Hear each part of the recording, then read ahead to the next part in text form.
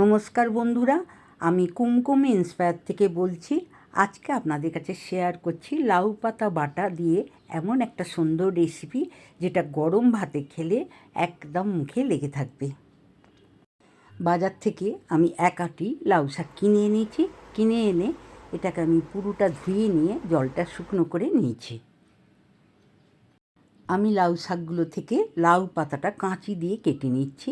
আর ডাঁটাগুলো থাকবে, অন্য কিছু করা যাবে, ডালেও দিতে পারেন, চচ্চড়ি খেতে পারেন, যা ইচ্ছাই খেতে পারেন। আমি এইভাবে পাতাগুলো কেটে নিলাম।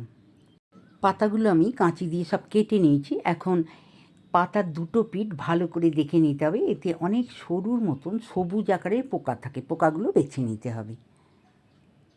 পাতাগুলো আমি ভালো করে বেছে নিয়েছি, নিয়ে গোছ করে নিয়েছি, নিয়ে এখন লম্বা করে রোল পাকিয়ে নিয়ে কাঁচি দিয়ে ছোট ছোট করে কেটে নিচ্ছি। পাতাগুলো আমি কাঁচি দিয়ে কুচো কুচো করে কেটে নিচ্ছি। আর আপনারা এটা বঁটি দিয়েও কেটে নিতে পারেন, বঁটিতেও খুব ভালো কাটা যায়।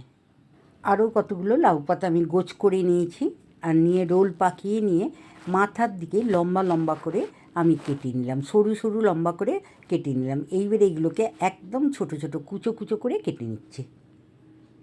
বাকিটাও আমি এইভাবে লম্বা লম্বা কেটে কুচো কুচো করে নিলাম। লাউ পাতাটা কুচো কুচো করে নিলে খুব তাড়াতাড়ি জলটা শুকনো হয়ে যাবে, লাউ পাতার যে একটা কাঁচা গন্ধ থাকে সেটাও তাড়াতাড়ি চলে যাবে। আমার শাকটা কাটা হয়ে গেছে কুচো কুচো করে। শুকনো খোলায় চীনা বাদাম একটু ভেজে নিচ্ছি।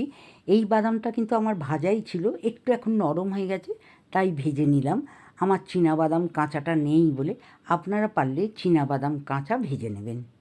বাদামটা নাড়াচাড়া করে ভালো করে ভেজে নিলাম। এখন আমি একটা প্লেটের মধ্যে তুলে নিলাম। চীনা বাদামটা আমার ভালো করে ভাজা হয়ে গেছে। এখন আমি এবারে এই খোলাতে কাজু বাদাম ভেজে নিচ্ছি। 8-10টা কাজু নিয়ে নিয়েছি, সেটা আমি শুকনো খোলায় ভাজা করে নেব। কাজু বাদামটাও নাড়াচাড়া করে ভাজা হয়ে গেল, আমি এটাকেও প্লেটে তুলে নিলাম।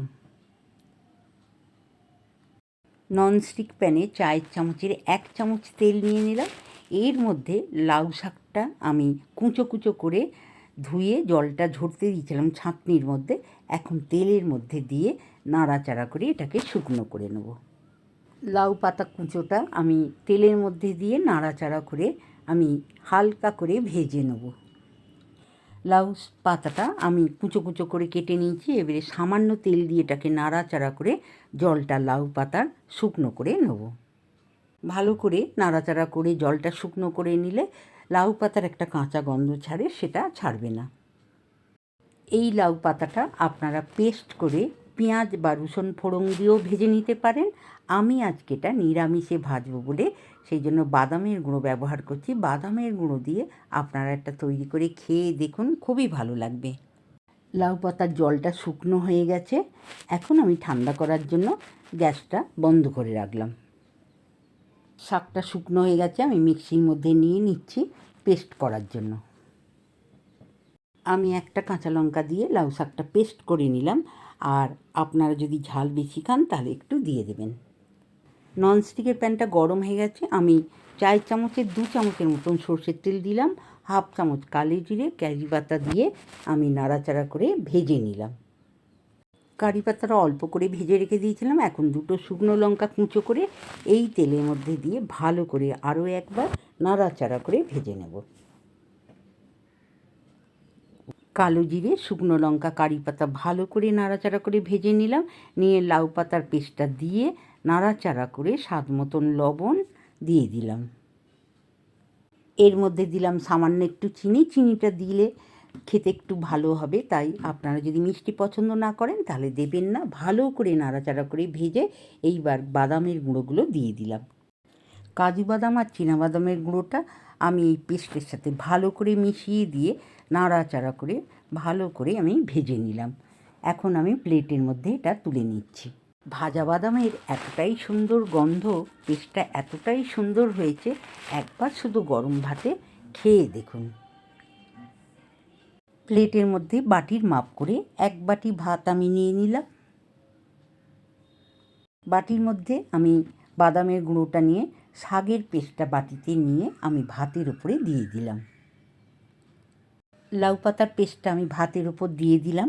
এখন আমি এর মধ্যে 2টো কাঁচা লঙ্কা কুঁচো করে রেখেছি, সেটা লাল আর সবুজ দেখতে ভালো লাগার জন্য।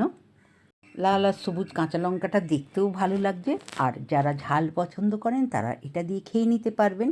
দেখুন কত সুন্দর লাগছে এই লাউ পাতার পেস্টটা। একবার গরম ভাতে খেয়ে দেখুন, আপনাদের মুখে লেগে থাকবে। লাউ পাতার পেস্টটা আপনাদের ভালো লাগলে অবশ্যই একটা লাইক করবেন, কমেন্ট করবেন আর বন্ধুদের মধ্যে শেয়ার করবেন।